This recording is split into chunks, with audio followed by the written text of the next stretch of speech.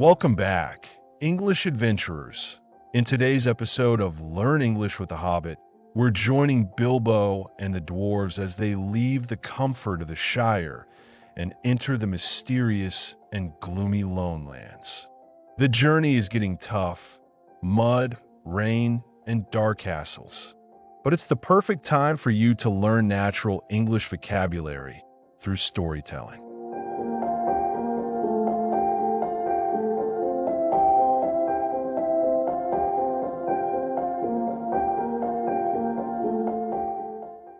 At first they had passed through Hobbit lands, a wide, respectable country inhabited by decent folk with good roads, an inn or two, and then a dwarf or a farmer ambling by on business.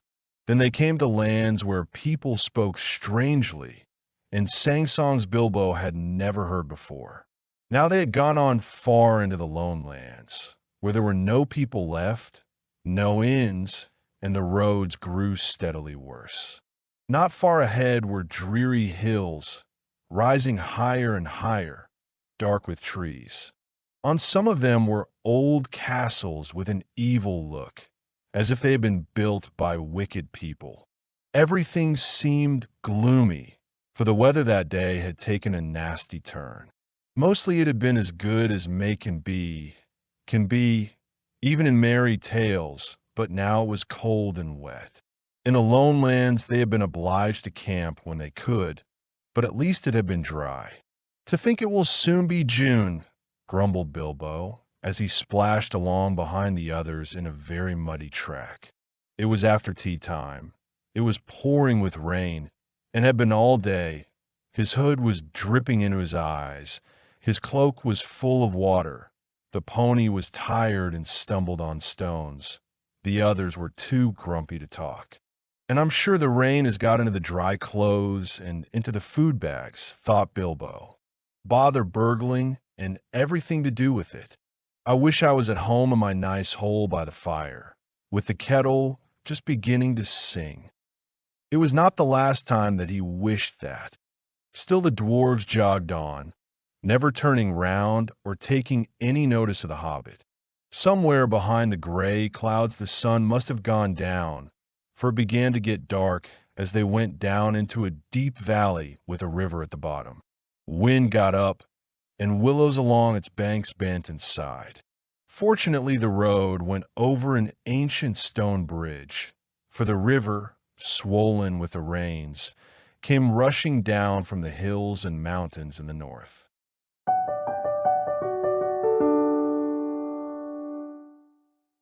Things are getting darker in the story, and the language is getting richer too. Let's explore some of the new vocabulary from this part of the chapter together. Before we begin, don't forget to like this video, subscribe to the channel, and leave a comment below. What's the worst weather you've ever been in? Let us know. Pass through, to travel across or move through a place. When Bilbo and the dwarves passed through Hobbit lands, it means they traveled through that area on their way.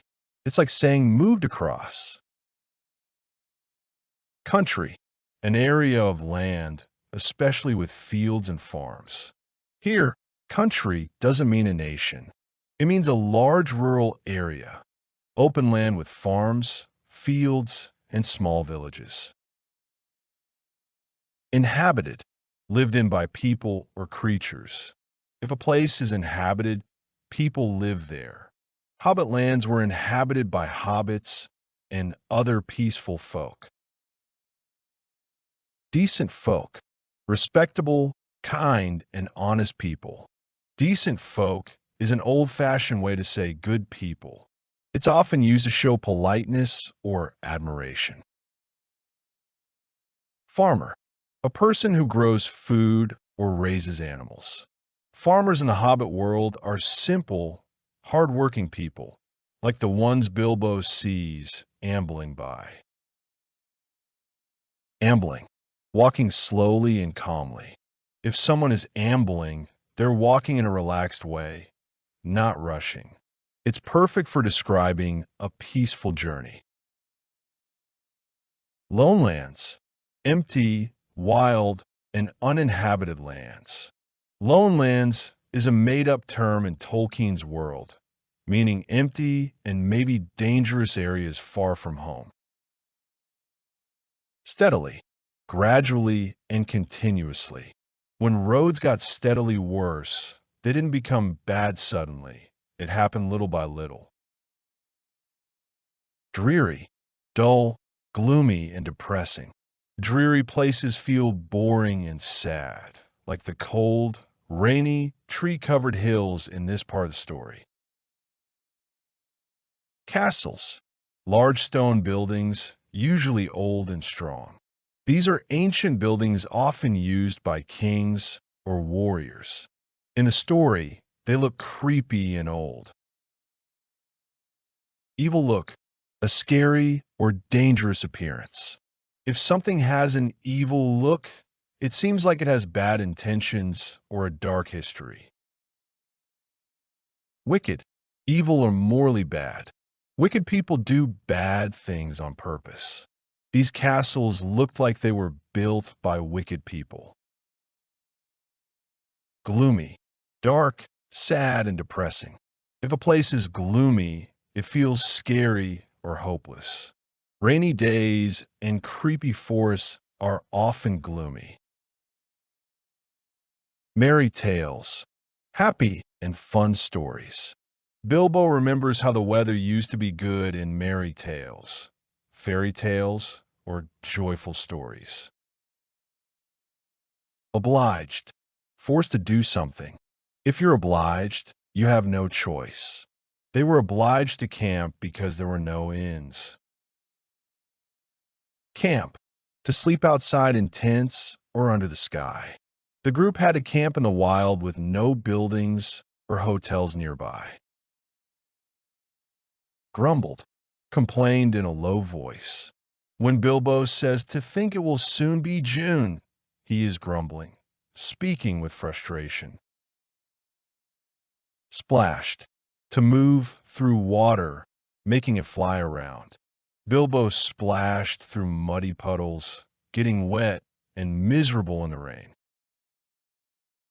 Muddy track, a dirty, wet path. A muddy track is a trail full of soft, wet soil.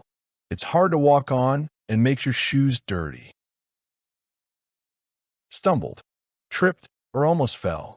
Bilbo's pony stumbled on the stones, meaning it lost its balance for a moment. Grumpy, easily annoyed or in a bad mood. The dwarves were too grumpy to talk, tired, wet, and not in the mood for anything. Bother, to be annoyed or troubled by something.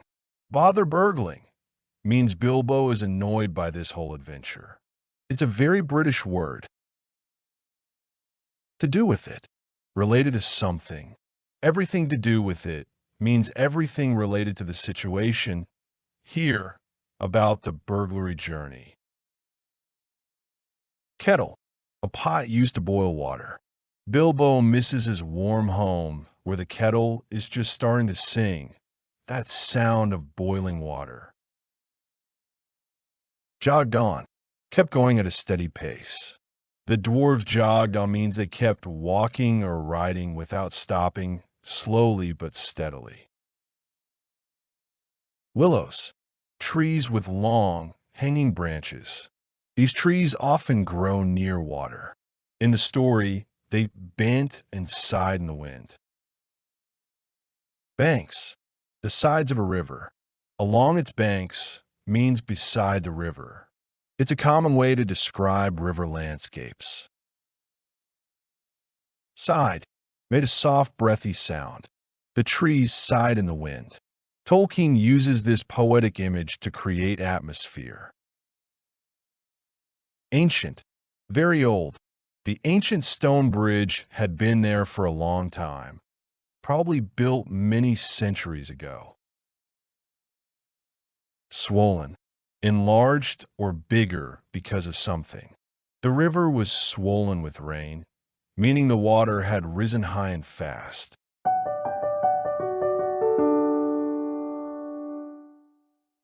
And that's where we'll pause our journey today. Things are getting wet, wild, and a little spooky, but for us language learners, it's full of golden vocabulary. Thanks for joining Bilbo and the dwarves once again.